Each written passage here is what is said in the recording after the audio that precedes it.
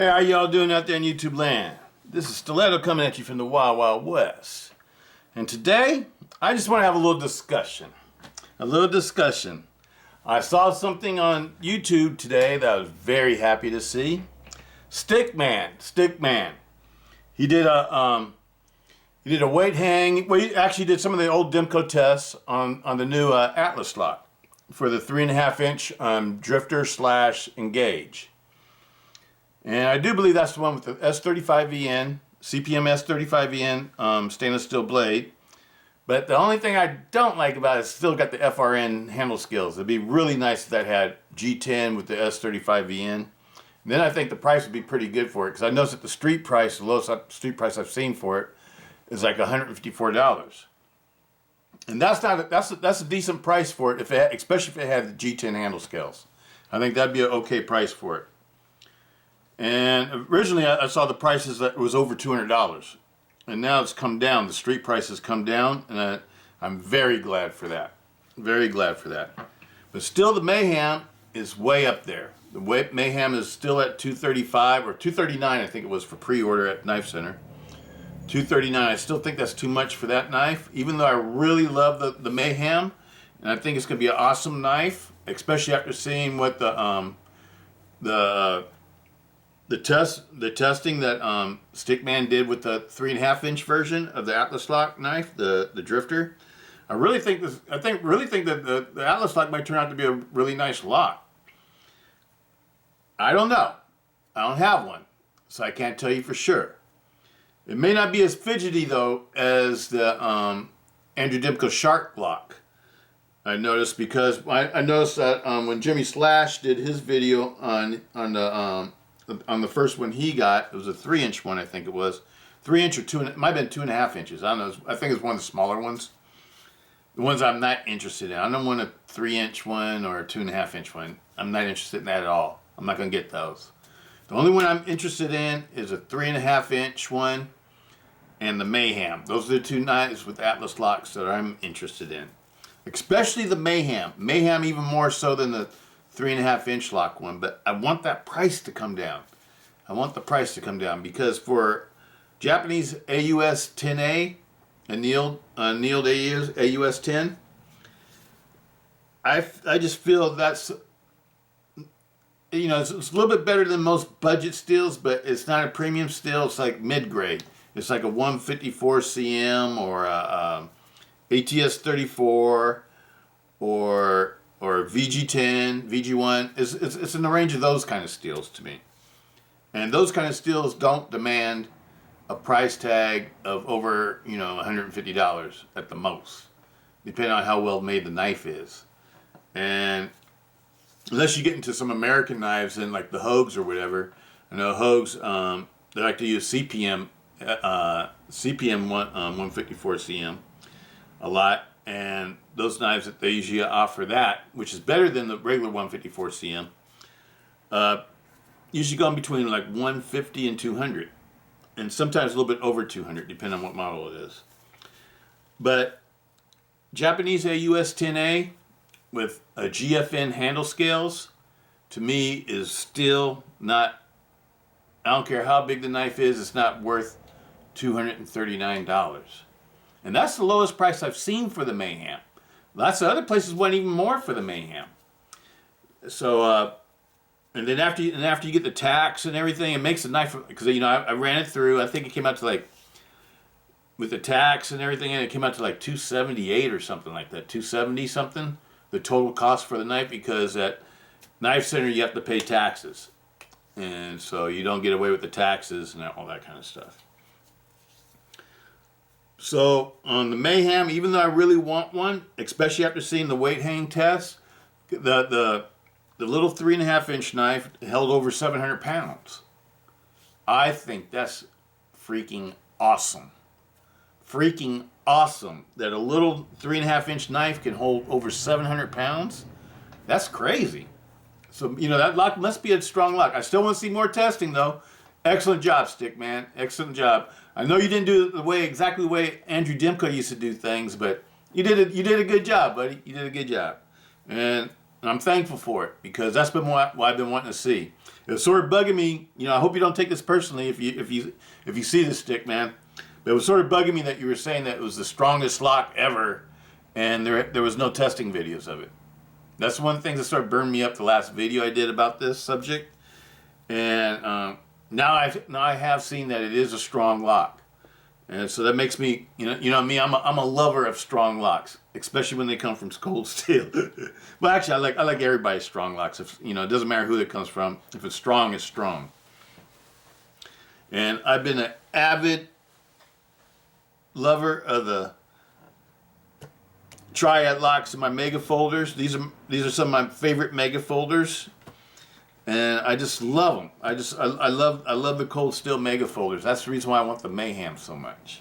I have lots of little knives, from all different kinds of companies and from all different places in the world or whatever. Little knives to me are like 4 inches and under. I have lots of knives like that. It's like nobody, but nobody makes the megas. Only cold steel makes the megas, and I hope y'all don't stop that tradition. Even if it gets to a point where they don't sell the greatest, I still want you to make them, because there's people like me out there that are always going to like them. Because nobody else makes a great mega folder.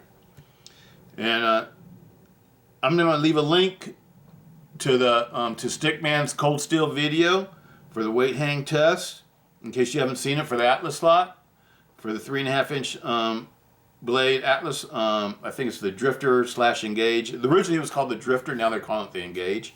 They changed the name on it. And you can get those. I've seen them as low as I know Midway USA is advertising, I think it's $154. And when there's a lot of companies that are putting like Griv-Ex and FRNs on their handle scales for knives that, especially like Benchmade or there's lots of companies that are doing it. Even Hogue has knives that are like $130 something. They have the polymer handles, which is plastic still. Just another name, I guess, for a different kind of plastic. But it's all plastic to me.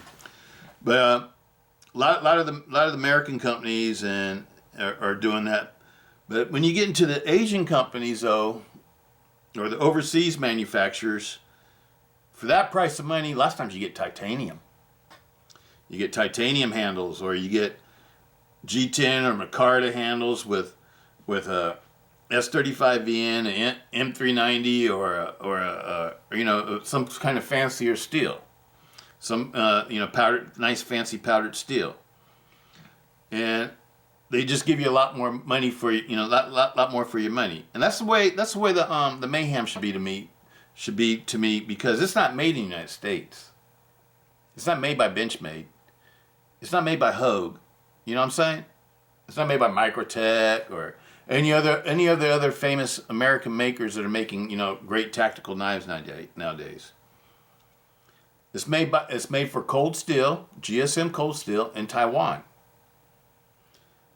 And to me, just any knife that comes from Taiwan or China, they should be a lot less inexpensive. Especially ones from China, they should be very inexpensive because the labor there's it's hardly any. They pay people hardly anything to make things. Taiwan, is a little bit different, but still it's a lot cheaper than Japan or United States.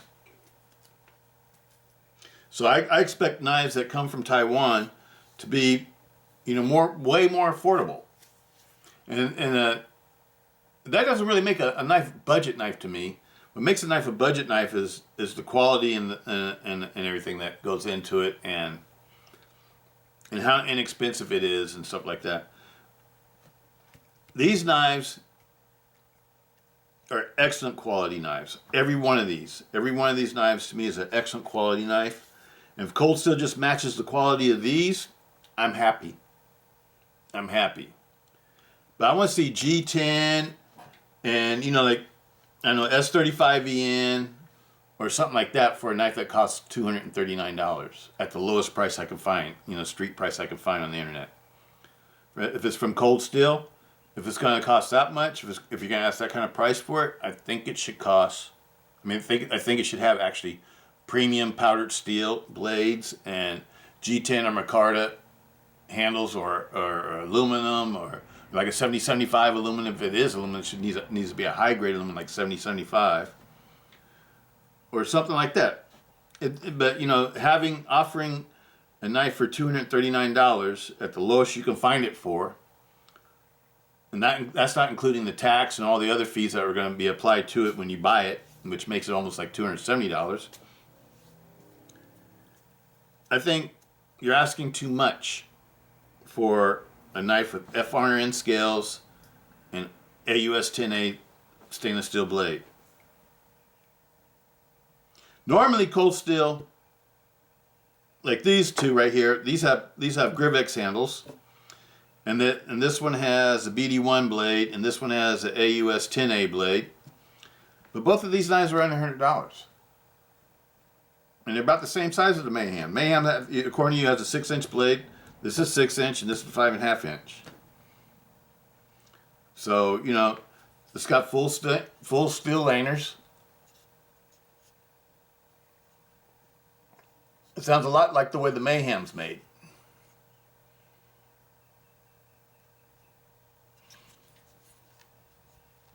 This one has full... these aren't steel liners, I'm sorry, aluminum liners. Heat-treated aluminum. 6061 aluminum liners. They're heat treated with a Griv-Ex handle. This one has the AUS 10 blade. 4 millimeters thick. Both of these are 4 millimeters thick. And both of them are less than $100. Even still now. I purchased this one a while back. But I also have the AUS 10 version of this too. I also have the new version of this. But this just happens to be my favorite one, and it's the one that stays out in my cold steel drawer. I'm sort of like that. I don't know if you all seen that cold steel commercial on YouTube with the lady that has like knives under her couch seat or cushion or whatever, and knives in her bedroom. You know what? When I watched that, I was like, damn, that's me. I said, damn, that's a lot like me. I got knives everywhere too. But anyway, I absolutely love these. Absolutely love these. And I want to add a Mayhem to them. One of my viewers text me, left a comment on one of the last videos I did about the prices, my rant video, and they said that they called that they I don't know if they called, but they said that they took their lock sticking serrated towel war that they received, the brand new towel war that they received, and they traded back into cold steel, and they're getting a Mayhem, and they had to pay the difference or whatever. I'd be willing to do that, because I have a lock sticking towel war too that I've never used. I put it back in the box, got ready to ship it back to Cold Steel, and then Cold Steel wouldn't let me ship it back to them because I didn't have a receipt. Now if Cold Steel takes that, I'm gonna try to do it again. And I'm gonna try to get because I really want the Mayhem. I just can't pay $239 for it. And I'm thinking about, just waiting until the end of the month when they have the Memorial Day sales at Midway. But I don't see it listed at Midway, so I don't even know if they have a Mayhem. I know they have the drifter that I like, the 3.5-inch drifter. And if they don't have the Mayhem, and if they have a sale at the end of the month, I'm gonna get the drifter. So you might be able to see a drifter or Atlas lock knife from me next month, and you'll get the true story about it, about how well it is, how easy it is to manipulate, how easy it is to use or whatever. Because you know I am. I'll tell it like it is. I try to keep it 100. Whether I like it or not, I'm going to tell you the truth. I'm going to tell you if it's like, as good as a Demko knife, with the shark lock, or if it's something else. If it's not that easy to use. Because I sort of wonder about the positioning of the lock. Because the lock is in the middle. And I know that the Demko knives I like, the lock's in the front. And the same thing goes for a lot of the knives I like. The locks are in the front. Like the access lock knives, the crossbar lock knives, the flippers, all those knives. I'm used to doing stuff from the front of the knife, not the middle of the knife. The only time I do something from the middle of the knife is like on one of these. But on one of these, you can't really just close it all the way, because you have the way that you have to operate the lock. so I sort of wonder about something that I have to slide back from this position. I think it'd probably be harder even on the smaller knives. And to me, the smaller knives always make the best fidgeters. So I don't know if it's going to be the best fidgeting lock. It may be a very strong lock. It may be stronger than the Triad lock. It may be stronger than Andrew Demko's Shark lock. It may be stronger than the Deadbolt lock. I don't know. It may be stronger than the Atlas lock. You know what I mean? I don't know. I don't know. But I have to get one, and I have to see it, and I have to try it out because I want to tell y'all, because I want to experience it. Even though I'm very unhappy with the prices, I'm trying to, use nicer vocabulary. I sort of want to say certain other words, but I'm gonna keep it, G-rated. I'm gonna try to keep it G-rated. But the prices really, turned me off on that Mayhem, and it really upset me, and I'm still feel kind of upset about it. And I just feel like, I just miss Lindsey Thompson, because Lindsey Thompson gave us a lot of value for our dollar. All these knives are Lindsey Thompson knives, and he always gave us a lot of value for our dollar. That's one thing that I really always liked about Lindsey Thompson.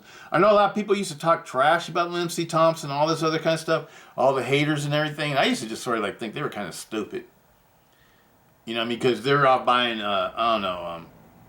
Chris Reeve knives, a frame lock knife or whatever for $400 or $500 or something like that. And I think that's kind of ridiculous. I don't think any frame lock or liner lock knife should cost that much. Why? Because the lock's not that great. And, and to me, if you're going to charge that much money for a knife, it's got to be super good, super safe to use, and super high quality. Sure, they're very high quality knives, but the locking mechanism sucks. I shouldn't say it sucks, but when compared to like a Triad or a Deadbolt, or a Shark lock, or the new Atlas lock, you can't compare them. And that's the thing that makes something have a lot of value to me, is how much I can trust it, and how much I can depend on it, how strong it makes me feel, and the way it makes me, because this knife right here feels like a folding fixed blade to me. When it's in its locked position, I don't even think about it folding back on my hand, because I know it's not going to. It's almost as strong. It might even be stronger than some fixed blades, but this is an awesome knife. Very awesome knife. And to me, this knife. If I was to get in a combat situation, or in a fight for my life, or fight for one of my loved ones' life, and all I had in my pocket was my folder, I want it to be a Triad. I haven't experienced Atlas lock, so I can't say I want to have the Atlas lock yet. But I know I want a Triad. Triads, I got total faith in. Total faith in. All these Triad lock knives, they're like this size range, they will all hold over 500 pounds. I've seen these tested up, because Andrew Demko didn't never take things into destruction on his videos. I don't know if you remember that or not, but I've seen the Voyager hold 450 pounds. You're going up against other knives, and that's all it needed to hold was 450 pounds. But it could have held more. I've seen all these knives hold a lot of weight. Except for this one. This is one of my favorites. I know it's not a Triad lock. I just love the Tylite 6. And I wish they would put, like a stronger lock on this one. Or even a more fidgety lock. Like I don't know. It'd be cool if they, go ahead and, now that they have, GSM has a SOG, it'd be really cool to have one of these with an XR lock. Could you imagine that? One of these with an XR lock? That'd be awesome. But this lock is nice too, though, because it's super strong. I think this is one of the strongest liner locks because the way it folds over and covers the whole blade tang. And these locks, when they do fail, they tend to go all the way over, and the blade can't still fold in on your hand. Instead of sliding back this way, they go all the way over. From the videos I've seen on them when they do fail. And they get jammed in position, you can't close the knife. Which is cool, because that means that the blade still didn't fold back on your hand. And I carried the Tylites for, I don't know, from 2001 to about, I don't know, about 2009 or so. That was like my only carry I used to carry. Until I want to say 2009. Whenever they came out with the Triad lock, that's when I switched from this one to this one. And my first Triad locks were the Voyagers.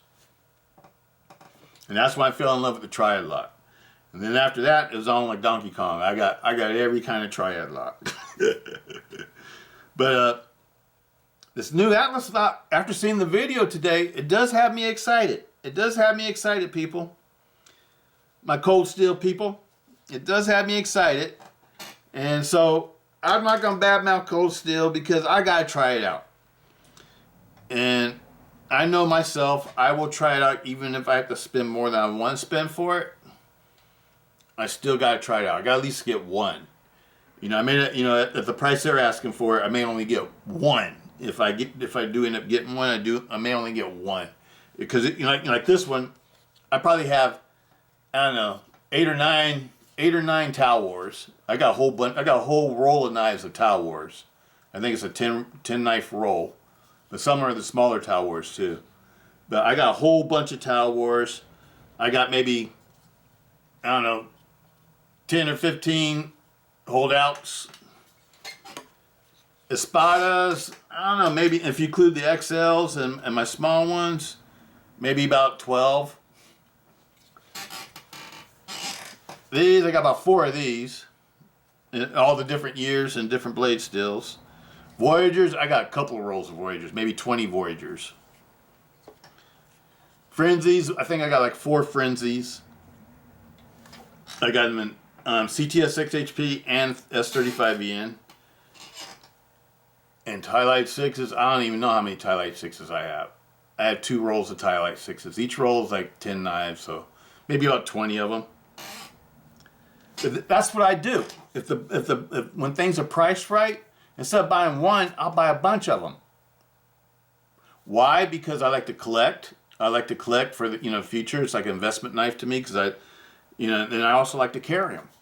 So I'll get like 1 or 2 to carry, and the rest will be like collectors or replacement knives if something happens to the 1 or 2 I like to carry.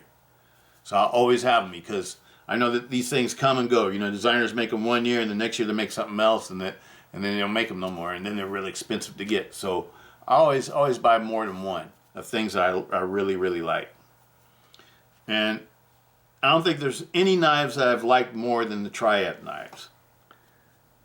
Sure, I got like 10, or I think it's 11 now, 11 80-20.5s. I love that little knife. I think that's one of my favorite little knives of all time. That and I like the Kiku. The Kiku's my other favorite little 3-inch knife, and I also like the Hogue Microflip. But that's small. That's a sub 3-inch knife that I really like. And so and I have the two S models for the Shark Lock, the Andrew Demko knives. I really love those too. So I don't know. I just but and I know the Demko knives I don't have any of them that have the G10 handles. All of mine, when I first received them, they had the FRN or Griv-Ex handles, and all of them have either AUS 10A or K110 Austrian D2, and that's my 2S models are D2, and I have several half of my 8010s or 80-20.5s or D2, and the other half are AUS 10A. And all those knives are like 150 and up. But that's coming from Andrew Demko though. Andrew and John Demko. They're a small company right now. They're just getting started. And I like being part of their getting started. And I've always loved Andrew Demko knives. He's one of my favorite. Andrew Demko and John Demko are some of my favorite knife makers in the entire world. They always come out with very innovative stuff. They always have very comfortable handles, and their knives are real user knives. They're not like just for show or whatever. They're awesome knives. all of these knives are Demko knives except for this one. This is a Phil Boguszewski. Boguszewski, I think. I hope I'm not saying his name wrong. But he's passed away now. And he's the one that designed the tie light. And this tie light is designed after the knife that he had made a custom of, and you can still see him. You can go look him up. Boguszewski, I think it's called. His name is. And look up his knives, and you can see these. These go for over $1,000. The ones that he made, and they look pretty much exactly the same way. They got the folded over leaf spring, and the everything else is pretty much exactly the same. This is pretty much his design. Just like an 8015 is to Andrew Demko's original 8015s, or the 8010 is to Andrew Demko's original 8010s, or the 4max is to Andrew Demko's original 4maxes. This is Phil Boguszewski's tie light. It's designed just like the ones he used to make, pretty much. But anyway, I just want to put that out there. I'm gonna leave a link for everybody to see. And I want you guys to go and check it out and leave comments and tell me what you think of the testing. I know he didn't show how well the locks operated after he did the weight hangs like Andrew Demko used to do. So that's one little question mark I got in my. That's really like the only question mark I got in my head, because he actually let the weight hang on them for like 4 or 5 seconds or whatever before he took the weight off of the knife. So, that's pretty much like Andrew used to do. And he did the, what do you call it, where he touched the back of the knife and the front of the knife. The spine wax, I think it's called spine wax. And he did all that kind of stuff. And the knife held up and everything just fine. And I hope he does it with all the new knives that they're claiming that are super strong and stuff. And I'd like to see him compete against some other knives, like Andrew Demko used to do. But definitely, Stickman, if you're listening, that's the way to do it, bro. That's what I like to see anyway. I like to see testing from cold steel. I like to see the Andrew Demko weight hang tests and spine whack tests and all that kind of stuff. I like to see all that kind of stuff. Not just, because any knife can cut. You showing me that a knife can stab into something or can cut something. That's like, so what to me? All knives can do that. That's not proving anything. I want to see how strong the knife is.